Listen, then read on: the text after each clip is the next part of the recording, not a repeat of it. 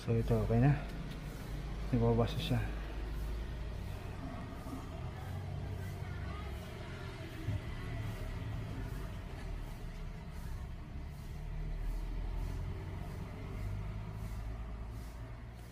So ang problem nito before, tumatapon yung tubig dito.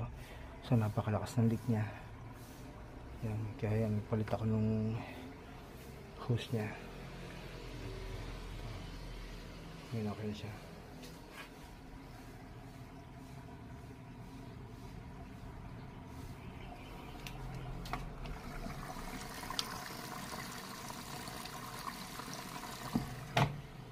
So yan, mapasok na yung tubig, naiipon sa loob. Kasi kapag hindi naipon yung tubig, hindi siya magwawash. Yan, so nagwawash siya ngayon. Then wala lang tapon ng tubig. Okay na.